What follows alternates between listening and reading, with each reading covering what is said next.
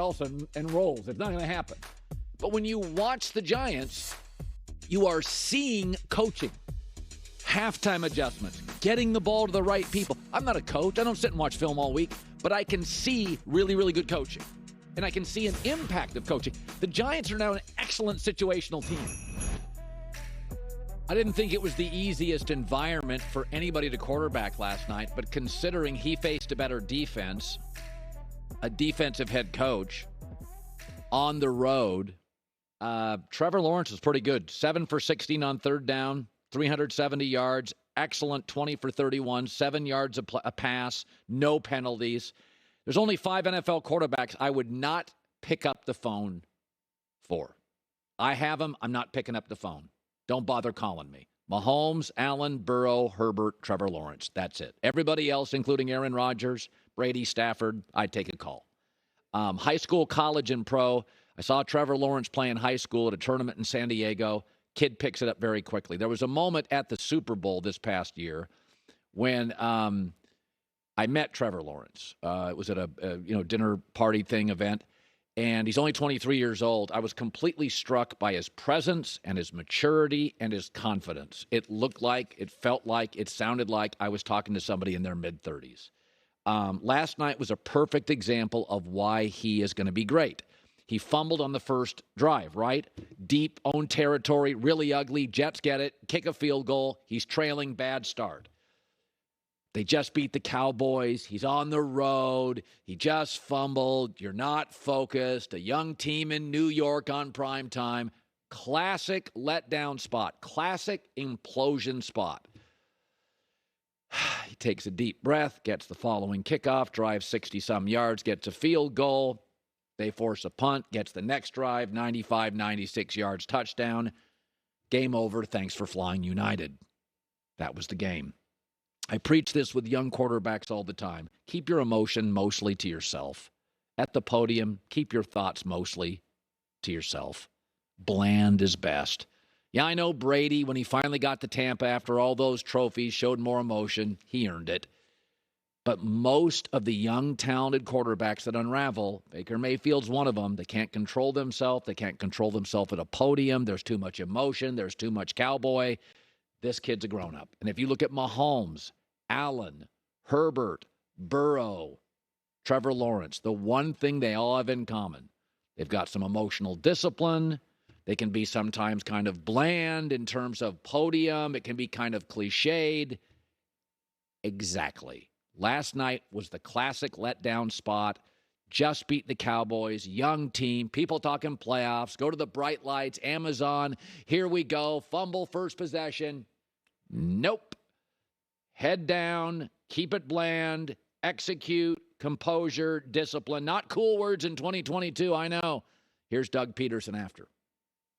For the most part, I thought he did a nice job of controlling and managing what we asked him to do, and the weather was obviously a challenge with the wind and the rain. But, I thought he played tough again, played physical, and it was really, really good to see out of our quarterback. I'm happy for Doug Peterson. When he was on the beach for a year, I implored USC to take a look at NFL guys. We thought he would be a really good fit with Trevor Lawrence. Every quarterback he works with, he does a really good job to simplify the complicated. Nick Foles, we saw it with Carson Wentz before he got hurt. We are now seeing it with Trevor Lawrence. Part of the genius of Andy Reid, he takes the complex, he makes it simple. Doug Peterson, an Andy Reid disciple, has done the exact same. Good news for Jacksonville. They have some holes, not at quarterback. The Jets don't have a lot of holes, but a big one at quarterback. I'd rather be the Jags this morning. J-Mac with the news. No. Turn on the news. This is the Herd Line News. No jet screen for me today. Got to wear a fun, exciting shirt. I'm not going to get down about the loss. I'll just say I had a general manager text me. I was in a little text thing last night. He said, man, I feel bad for the Jets.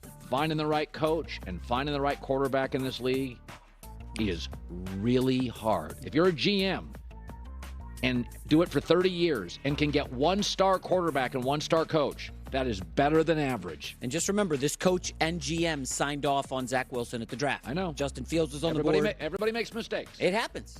I mean, I rarely make them. You make occasionally mistakes. Let's go here with Tom Brady and the Bucs. Frustrating season all around, but they still lead the division at 6-8. Despite the ups and downs, Bruce Arians is keeping things positive and remaining confident in the team. Here's what he had to say. This is going to be one of those seasons where fans say, I hate you, I hate you. Oh my God, I love you, I love you. Todd Bowles will win the division. Whatever happens after that, I hope we get rings. Who cares if our record is 8-9? Regardless of whether you're 17-10, 17-0, or 4-13, you win the division and you get to have a division banner, and then you try for your goal next year to get to the Super Bowl. Colin? Well, it's been since the preseason, for the record. It's been choppy. The O-line fell apart in the preseason. Yeah. So, I mean, this has been a year where it doesn't feel buttoned up to me, but it just felt off in August. Well, the big thing, it was what? Arians is gone. Todd Bowles is in control. I mean, I don't mean to hammer Bowles, but that's the biggest change on this team. There were some offensive line issues, right? And I just looked at the injury report, Colin, during the commercial break. You know, they're going to Arizona. They're big favorites. They should cruise over a beat-up Arizona team that's done for the season. Vita Vea, Donovan Smith on the offensive line. They're hurting, haven't practiced. Antoine Winfield in the secondary, Jamel Dean, Mike Evans, all on the injury report. Like, what's going on with this team, man? I don't know what to make of Tampa at all this season. It is interesting when you're a go-either-way player and you really love the locker room and you love the momentum, do you fight your way to play? Or if you're a go-either-way guy and you're just not into it, do you not fight your way to play? I'm not saying anybody's dogging it. What I'm saying is a lot of these injuries are game-time decisions. And it's this whole year has felt like a downer for this team. A lot of chaos. Yeah. And the weird thing is, I keep coming back to this, Colin. They're going to host a playoff game if they win the division. And it might be Dallas. And knowing Tom Brady's history and McCarthy's last year playoff game and Dak Prescott, can Tampa get to the second round of the playoffs? And then who knows what happens? I mean, any thoughts on Tampa in a playoff run? One and done. Definitely one and done. Even at home. Home field advantage in the playoffs. Tennessee, by home, lost. Green Bay, by home, lost. I think Tampa lost at home last year to Stafford and the Rams, right? Or did Stafford make that awesome play in the fourth quarter? It was like 27-10, not 10 or home nothing. field in the play. I mean, I'll be honest with you. I don't think Kansas City home and away, I just don't think it's that big of a deal. I think Mahomes and Andy Reid, I think they travel well. Cincinnati, by the way, Buffalo. I never feel like Buffalo got outplayed by Miami at home. Josh Allen made great plays, but I didn't feel like – I know the crowds matter for the ambiance of a stadium, but, everybody's got the helmet stuff on now. I don't feel like – Seattle, by the way, at home this year has lost to, Carolina. And they lost to Atlanta at home. At home, and that's supposed to be the loudest stadium in the league, so I don't know how much it matters. Quick reminder, Reid and Mahomes have lost 2 AFC championship games at home. Cincinnati and, of course, Brady and Belichick. All right, next up, Russell Wilson sat out last week's matchup with the brutal concussion he suffered against KC. Brett Rippon came in and did the job, got the dub. Sounds like Russ is ready to return to action this week. Here's what he had to say. I feel great. Super aware. The medical team here did a great job.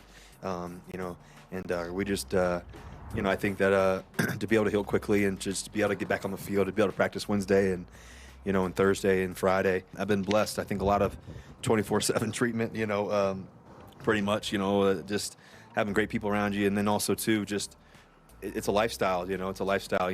This game is a physical game. And, I didn't sign up for, I've said this before, but I didn't sign up for tennis. I signed up to play a physical game. I think you and I are in the camp of just let's reboot it, get the right coach. They do have to solve the offensive line. So they're not getting rid of Russ. I think their receivers are good. Not great, but good. The tight ends have talent. The defense is unbelievable. They're a little bit like the Jets. The difference is the Jets, you can argue, have the right coach. Yeah.